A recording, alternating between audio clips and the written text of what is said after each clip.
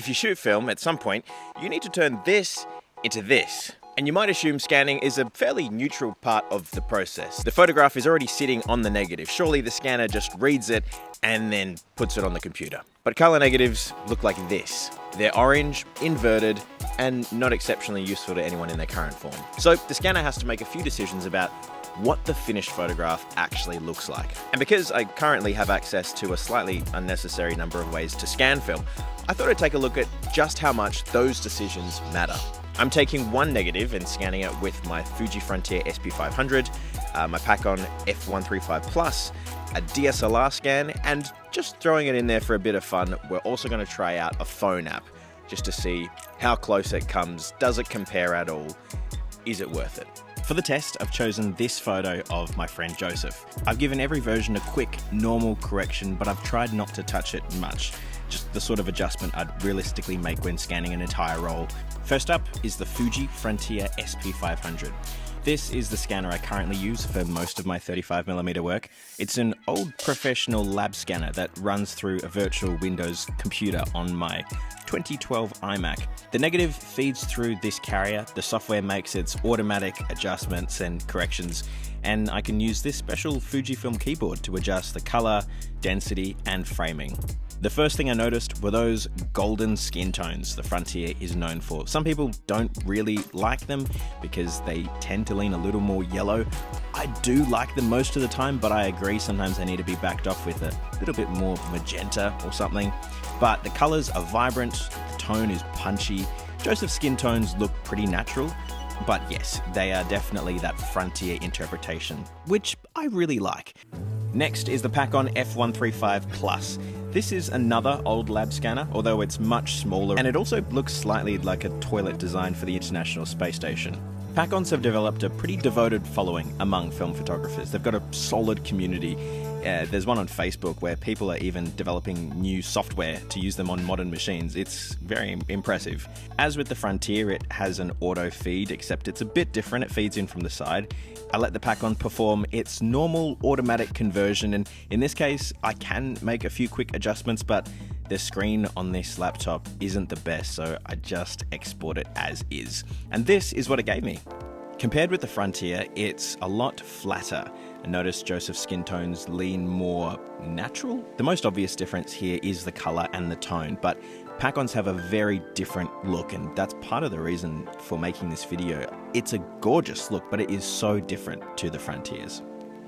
Looking closer, the detail is softer. It's got much less automatic sharpening compared to the Frontier. If we zoom in, we can see the Pakon is only a 6-megapixel image, but it hasn't over-sharpened the image, so it just has a totally different rendering of those details. Next is the DSLR scan.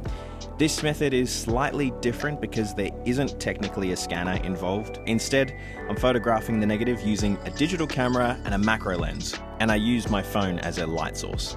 That gives me a detailed digital photograph of the negative in all of its orangeness. Then once I've got my photos, I import them into Adobe Lightroom and convert them using a program called Negative Lab Pro. It's probably the biggest dog out there when it comes to at-home negative conversions, but others do exist, and maybe that's a video for another time. After converting the image and making a few normal adjustments, this is what I ended up with. It's got a look of its own. It does have a Frontier model, but looking at the Frontier compared to the DSLR scan, they look nothing like each other straight out the gate. And yes, you can tweak the white balance a little bit, but no matter what I do, Joseph's skin tone is heaps more magenta using the DSLR scan and Negative Lab Pro method. And finally, the phone. Look, I don't think many people are seriously choosing between buying a professional lab scanner and downloading a free app, but phone scanning apps can be useful for quickly checking what's on a negative.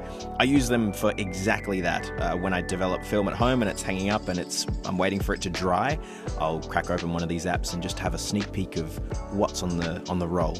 And these are the results as I'm scrolling through. I did snap one of our hero image, and this is it. You know, honestly, it could be worse, but it could also be a lot better. It's got its own color, yeah.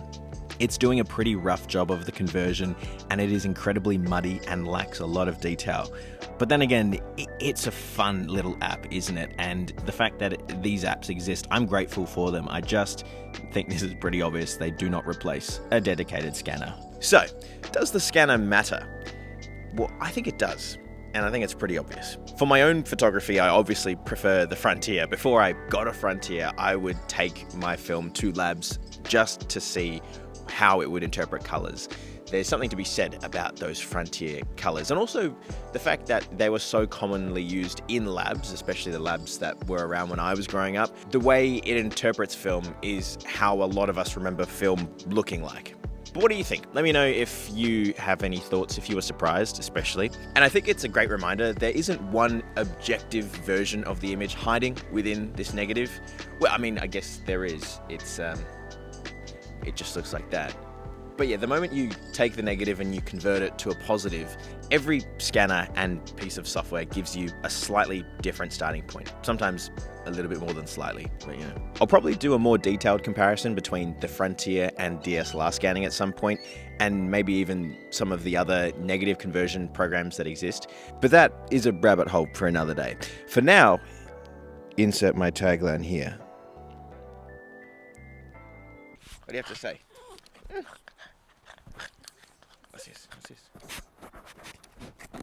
Oh, no, yeah, don't bite that one. Oh.